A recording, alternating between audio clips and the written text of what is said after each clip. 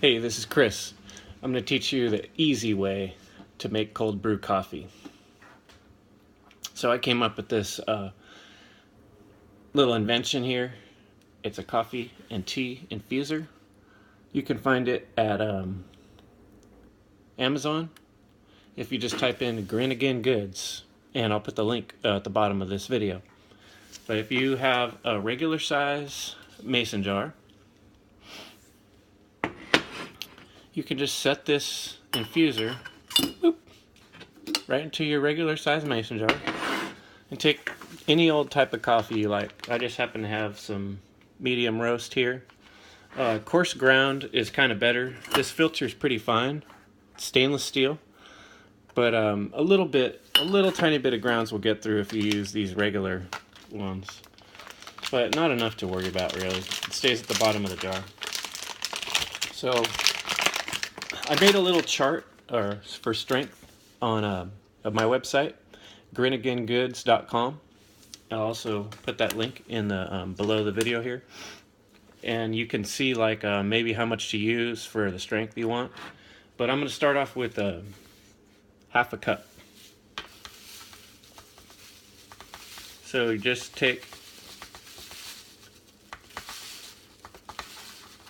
half a cup. Well, I got a tiny bit less. And just pour it right into your infuser, just like that. Made a little bit of a mess. I'll add just a tad more. There we go. So it's actually half a cup. See? And then you want to use some good filtered water. We keep a Brita here. So fill that thing up.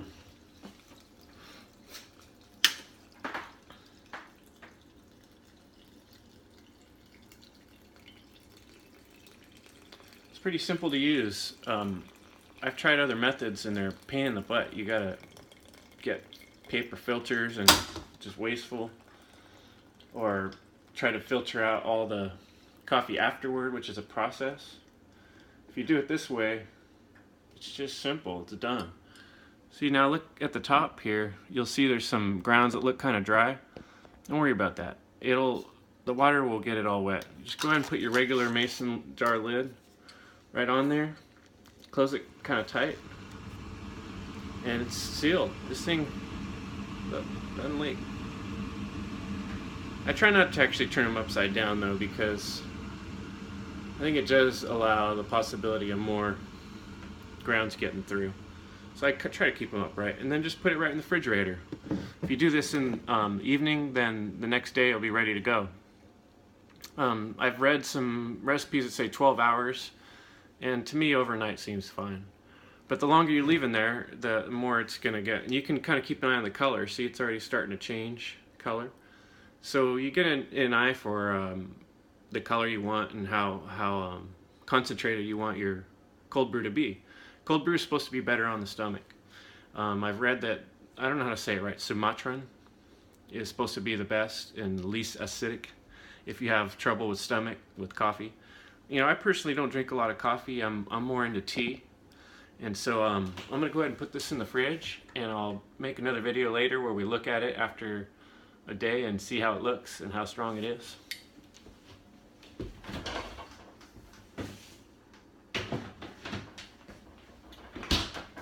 That's pretty easy. Here's what I usually do is I make teas. You know, this has been in the refrigerator for a couple days.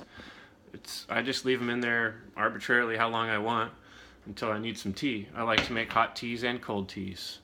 And I'm going to show you real quick how I make one of my family favorites, which is Siberian Rose and cinnamon. So I'm going to get an empty jar here.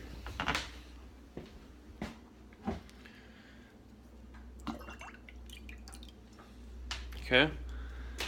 And I'm going to show you real quick how this infuser works in terms of cleaning it out too, because it's pretty easy. I like how it works.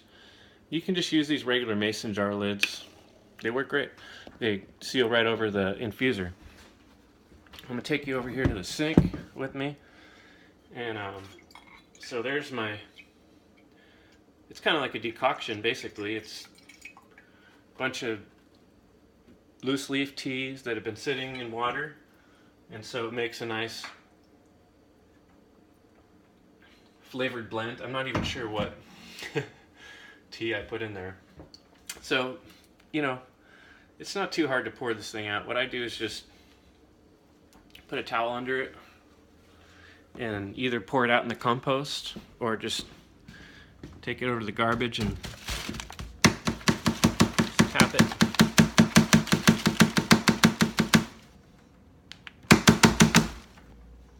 And it all comes out. Well, there's a little bit left. So you can either put that in the dishwasher, or I usually just rinse it in the sink. See? Kind of pour some water through it. Problem solved. I kind of waste a little bit of water, but the other thing that's cool is that these regular dish brushes, they fit right up in there. So if there's any left over, just do that. See, now it's totally clean. Sweet. Good to go. So I'm going to show you how to make my favorite tea. Well, my family's favorite. I like the weird tasting ones myself. But you can use this infuser hot too. It doesn't have to be cold brewed. So here, I keep in jars the different herbs and flowers I get. This is Siberian Rose, what I got at a local herb shop. But you can order them online too, like through Mountain Rose Herbs, or there's a few different, something botanicals. I think there's one called Star West Botanicals. I'll put a couple links on this video. And I'm just going to pour a random amount of Siberian roses. These are kind of expensive, but they're so good. And they smell good too. Siberian roses. And then some cinnamon.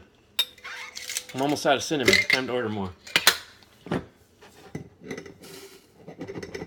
I'm just going to use the rest. Time to get some more cinnamon. And then I got this handy deal here, which I just love. See this thing? You can set the temperature. It's already hot. So this is going to be hot tea right here. And one thing about herbal teas and using herbs for medicinal uses is you want to keep a lid on them. So right as soon as I make it, I put the lid on right away.